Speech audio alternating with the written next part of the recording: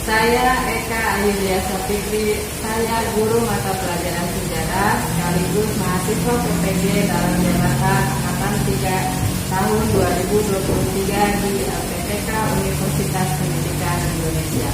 Pada hari ini, Senin tanggal 4 Maret 2024, saya akan melaksanakan uji kinerja praktik pembelajaran dengan materi sejarah kerajaan Majapahit dan pengaruhnya pada masa kini di kelas 10 IPS 4 SMA Negeri 1 Batu Jaya. Berikut ini adalah formulir kartu peserta ujian saya. Demikian, kepada dosen penguji mohon masukan dan arahannya. Terima kasih, selamat menyaksikan. Wassalamualaikum warahmatullahi wabarakatuh.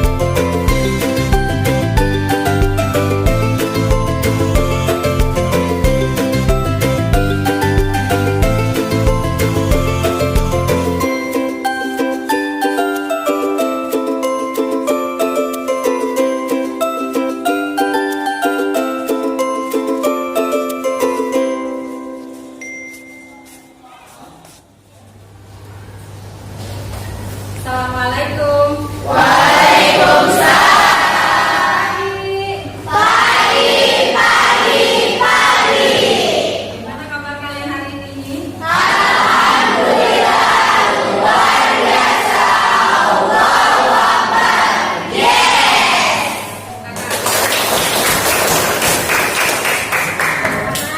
Ya, sebelum kita melakukan pembelajaran, alangkah baiknya kita berdoa terlebih dahulu ya. Silakan dipimpin oleh ketua kelasnya. Belajar, marilah kita berdoa terlebih dahulu. Berdoa dalam hati, mulai. Selesai beribadah. Humaira, Kakak. Siapa lagi? Fadliansyah, kenapa? Humaira, sehat ya?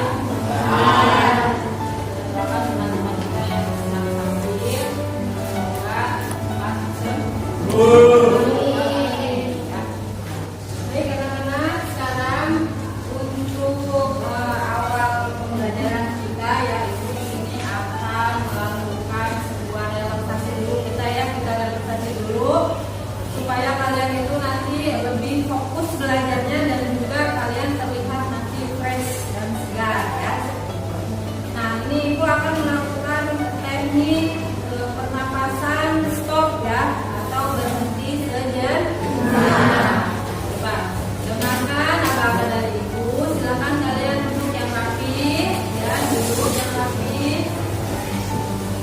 Posisi telapak tangannya di atas paha kalian ya. Jangan ada yang duduk, duduknya yang benar, tegak ya. Nah, nanti kalian dengarkan apa-apa dari Ibu ya. Mulai pejamkan mata. Kalian mulai pejamkan mata ya. Oke, pejamkan mata juga. Nah, sekarang tarik nafas ya. Kemudian hembuskan. Tarik nafas lagi sambil membayangkan kalian itu berada di daerah pegunungan di puncak. Di sana itu hanya ada hamparan bukit, suasananya nyaman, ya sejuk. Kemudian kalian bayangkan di sana hanya mendengar suara kicauan burung sambil tarik nafas, hembuskan ya. Nanti pada hitungan ketiga ya, kalian boleh teriak yang sekencang-kencangnya ya. Tarik nafas. 1, 2, 3. Mana? Lebih rileks? Ya, lebih rileks ya? Siap untuk belajar? Siap. Kita mulai sekarang ya, tapi sebelumnya kita berikan aplaus dulu.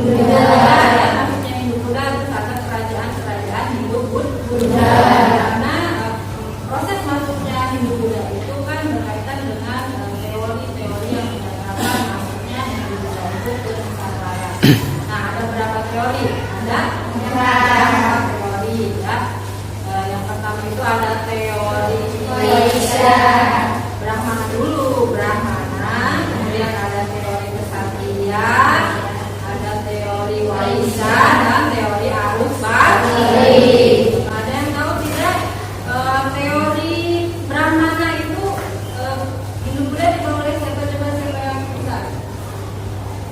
Karena Sumi teori Waisya apa? Teori Waisya itu merupakan teori yang menyatakan pengaruh Hindu-Buddha dibawa oleh para pedagang. Kalau teori kesatria, coba Teori kesatria adalah teori yang menyatakan pengaruh Hindu-Buddha dibawa oleh golongan prajurit atau kesatria yang mendirikan kerajaan di Nusantara. ya, kalau ya itu tadi teori kesatria ya oleh Budi. Teori arus balik, Teori arus balik, masyarakat Indonesia tidak hanya menerima pengetahuan agama Hindu dari orang-orang yang datang, akan tetapi mereka juga aktif mengajar pengetahuan di tanah asal agama Hindu itu tersebut, yaitu India. nah itu ya nanti yang tadi yang sudah dibilang oleh Sumi, Dwi dan juga sama Rohim ya, di mana teori-teori yang menyatakan bahwa pengaruh Hindu-Buddha itu masuk ke Nusantara itu disebutkan tadi ada yang berasal dari dibawa oleh pedagang, terus ada yang dibawa oleh kaum agamawan atau Brahmana, ada juga yang dibawa oleh para prajurit yang kalah perang di negeri India sana, kemudian mereka itu melarikan diri kemudian ke Nusantara ya, terus kemudian mendirikan sebuah perkampungan dan lama-kelamaan menjadi sebuah kerajaan. Dan juga yang terakhir tadi itu yang dikatakan oleh Rohim adalah teori arus balik, di mana yang membawa pengaruh Hindu itu bukan cuma orang-orang yang berasal dari India, dari asal dari adanya agama itu, tapi juga orang Nusantara itu yang belajar di India ya.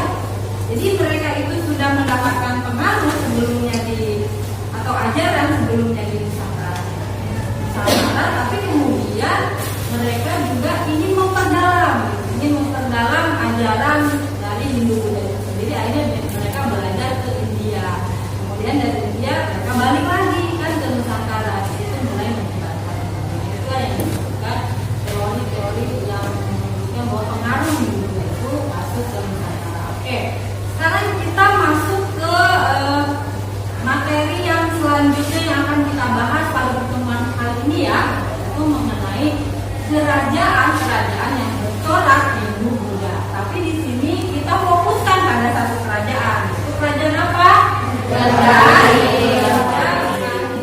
Di tujuan pembelajaran kali ini kalian bisa memahami ya, menjelaskan, kemudian mengidentifikasi dan juga menganalisis pengaruh kerajaan Majapahit dalam berbagai aspek kehidupan dari politik, sosial, ekonomi dan budaya. Kemudian menyajikannya hasil dari analisis itu dalam bentuk mainan. Bisa dipahami? Apakah bisa dipahami? Bisa. Bentuk kelompok dulu ya, karena kita akan belajar dalam kelompok. Kalian bentuk kelompok dulu, ada 4 kelompok ya, silakan nanti bentuk kelompoknya langsung kalian berhadapan saja, disatukan mejanya ya, kemudian baru kalian duduk di dalam kelompok ya. Ya anak, coba perhatikan ke depan di sini, lihat ada gambar ya, di sini ada gambar. Ada yang tahu gambar siapa ini coba? Gambar siapa? Ya, siapa tadi? Gajah Mada. Ya, Gajah Mada betul ya. Jadi ketika kita mempelajari kerajaan Majapahit ya, kita harus tahu bahwa kerajaan Majapahit itu salah satu kerajaan terbesar di Nusantara ya, dan bercorak Hindu-Buddha. Kerajaan ini bercorak Hindu ya, maksudnya bukan bercorak Hindu atau Buddha, tapi kerajaan ini sudah adanya sinkretisme gitu, ada peleburan ya, peleburan dua agama gitu.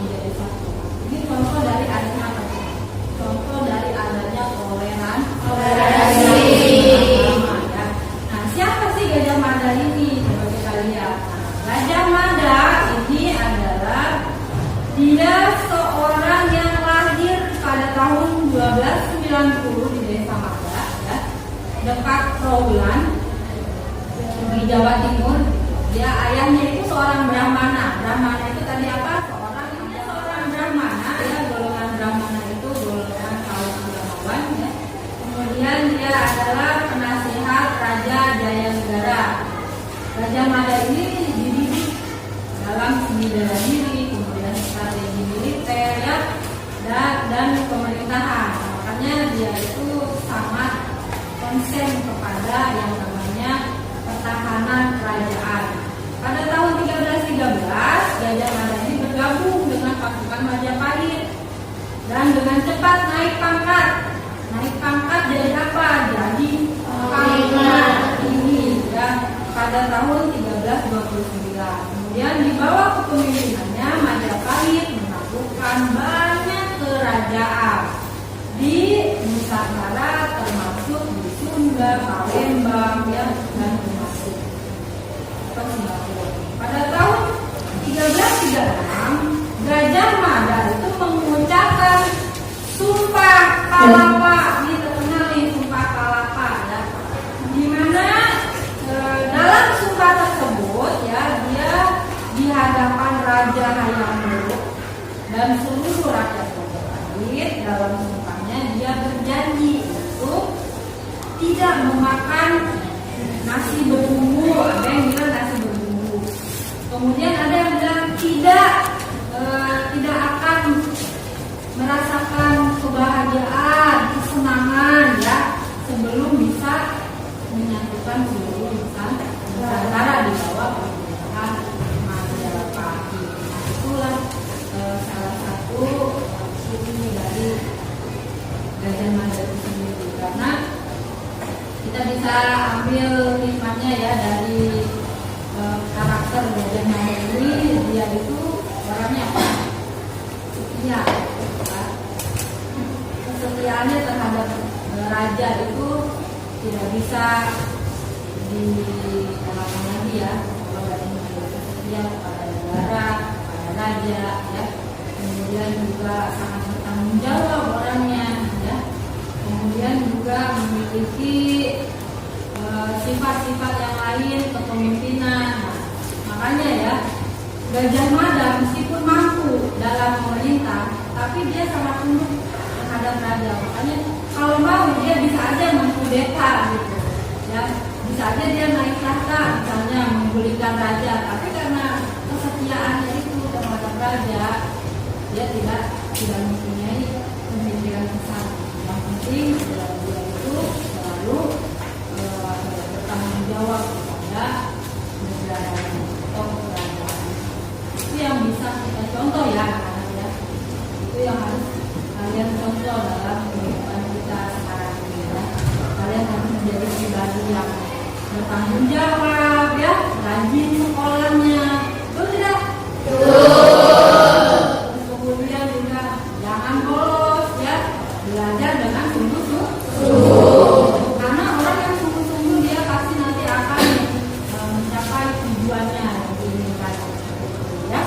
Seperti halnya kalian juga, misalnya mau jadi apa sekarang juga harus dengan sungguh-sungguh. Nah, kemudian gambar yang kedua, ya, gambar yang kedua. Di sini ada gambar peta, ya. Peta, ya, coba perhatikan ada gambar peta. Ini peta apa? Peta Nusantara, ya, kalau sekarang kan Indonesia. Nah, seperti ini adalah peta wilayah kekuasaan kerajaan Majapahit. Coba lihat, ya, dari Sumatera, kemudian juga sampai ke Papua. Ini yang ada gambar yang merah itu, ya, Majapahit kapital ini pusatnya, pusat kerajaannya, ya, yang merah. Kemudian yang warna apa? Itu ada yang warna coklat, ya. Warna coklat itu wilayah kekuasaan kerajaan Majapahit di luar di luar wilayah inti oleh kerajaan Majapahit. Jadi wilayah kekuasaannya sangat luas. Kita lihat di sini meliputi apa saja? Jawa, kemudian ada Jawa Timur, ya. Jawa meliputi apa?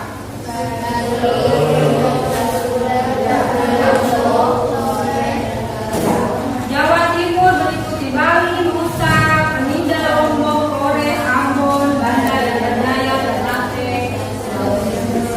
Sumatera meliputi apa saja? Palembang, Jambi, Padang, Perak, Lampung, Mandailing, dan lain-lain. Kemudian di Malaka ada jadi apa Sumasi? Singapura. Singapura juga termasuk wilayah kekuasaannya Majapahit, ya itu. Kemudian ada Kalimantan,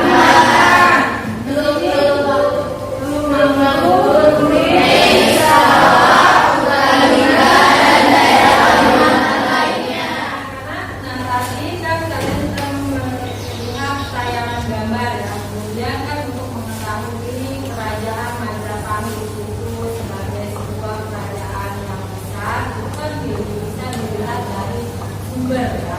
Dalam sejarah itu kan ada sumber. Sumber sejarah kerajaan Majapahit itu apa saja? Ada sumber tulis, ya, berupa prasasti dan juga kitab.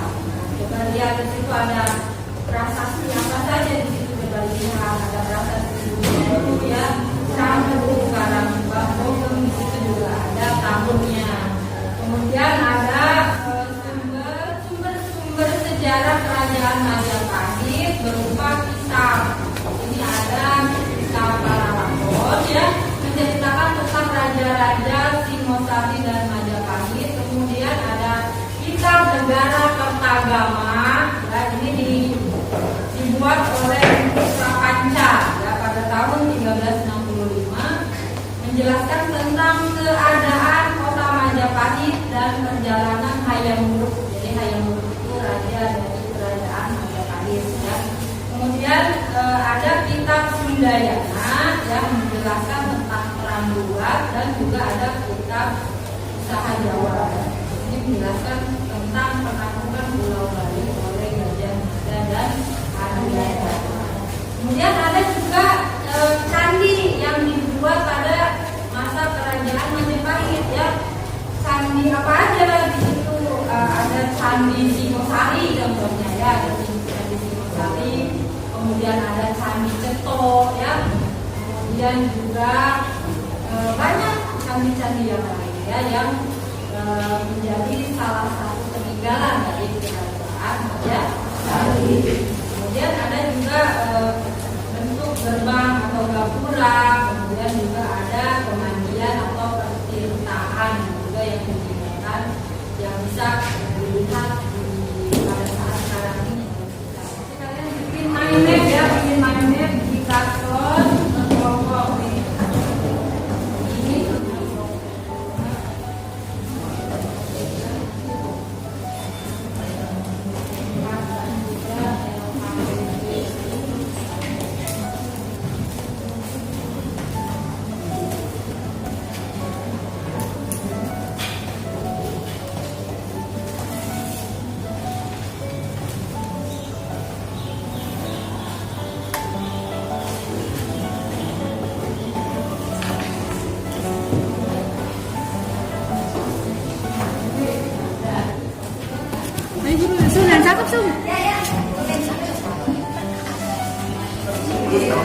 Ini pakai apa gede kan?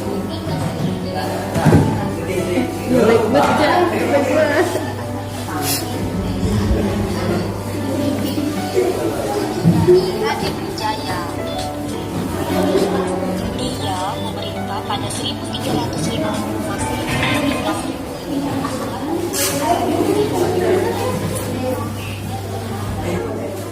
kita mengamati video dan juga beberapa artikel atau sumber sejarah yang ada. Nah, silakan ada yang mau berpendapat. Setelah mengamati video dan membaca artikel tentang sejarah kerajaan Majapahit, kemudian di situ ada informasi tentang raja-raja yang pernah memerintahkan. Kemudian pusat kerajaan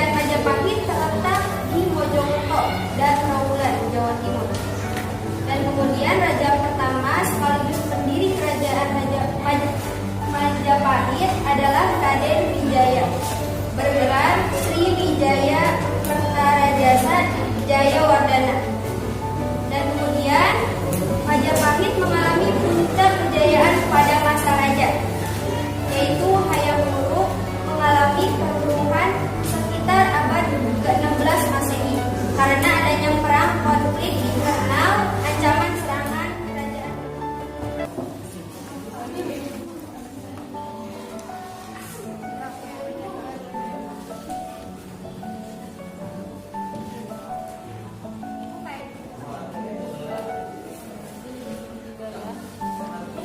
Boleh ditambah gambar atau simbol-simbol.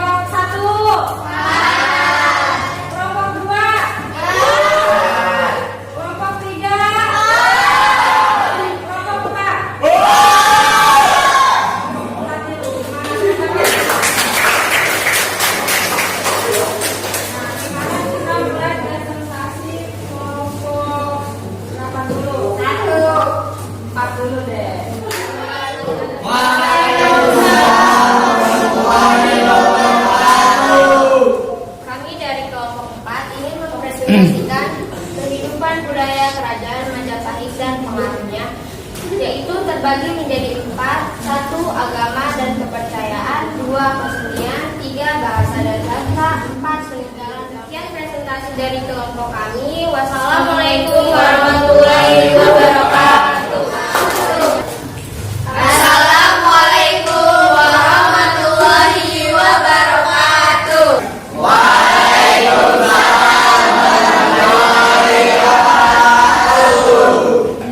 Nah, untuk tema presentasi kita kali ini yaitu kehidupan ekonomi kerajaan Majapahit dan pengaruhnya.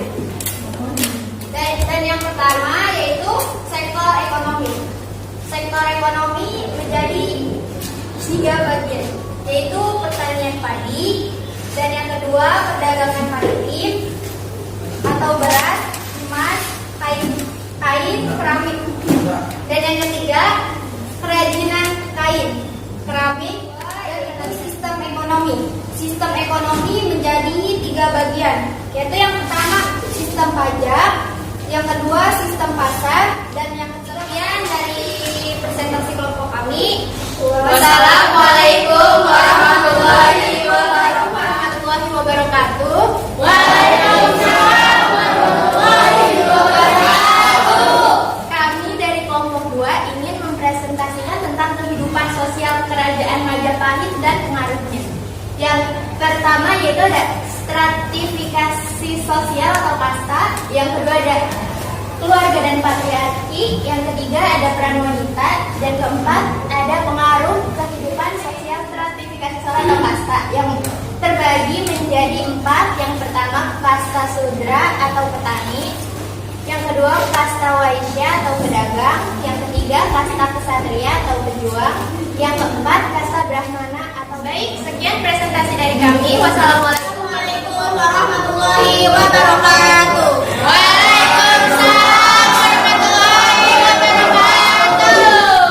Perkenalkan kami dari kelompok 1 ingin mempresentasikan kehidupan politik kerajaan Majapahit dan pengaruhnya.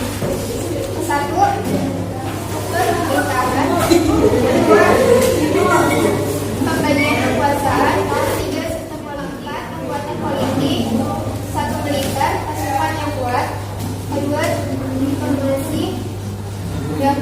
Menjadi hukuman untuk kerajaan yang baik. Sekian dari kelompok kami. Assalamualaikum.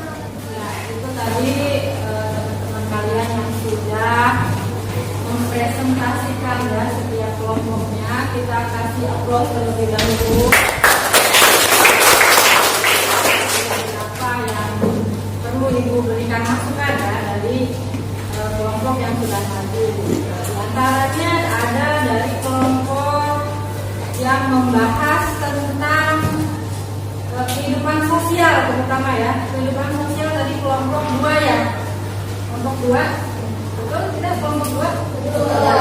Nah kelompok 2 tadi menyampaikan mengenai dalam kehidupan sosial itu kan ada stratifikasi. Nah tadi dalam menyebutkannya itu agak kurang betul ya mengenai penyebutan dari stratifikasi sosial itu. Harusnya diawali dari kelas yang paling atas. Itu dalam Hindu itu ada kelas kaum Brahmana ya, kasta Brahmana atau kasta ya. Kemudian yang kedua baru kasta